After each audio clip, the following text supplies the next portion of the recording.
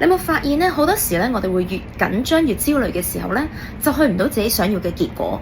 反而當我哋放鬆落嚟嘅時候咧，啲靈感啊、機會啊，就會自然咁樣流進你嘅身邊啊。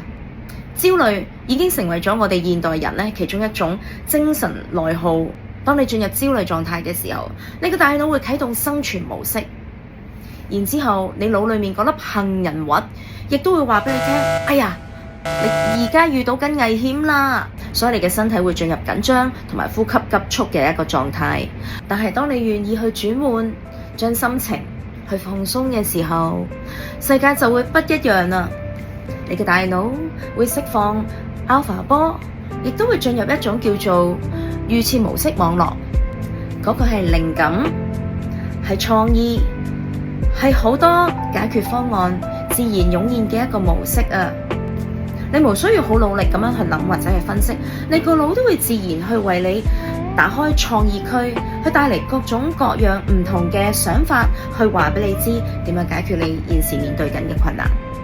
你個大腦以為喺度休息緊咩？其實佢正正係通過潛意識去為你去工作。放鬆並唔係懶散，並唔係躺平。要搞清楚嘅係，放鬆係一種心情，係一個狀態上面嘅放鬆，容許一切事情發生，容許宇宙嚟幫助你。而呢一個係最有智慧、最高效嘅一種智者模式。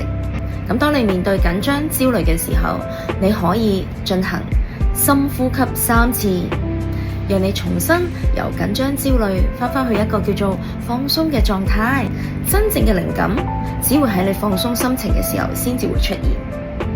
讓放鬆成為你新嘅超能力，去成為你最強大嘅吸引力法則啦。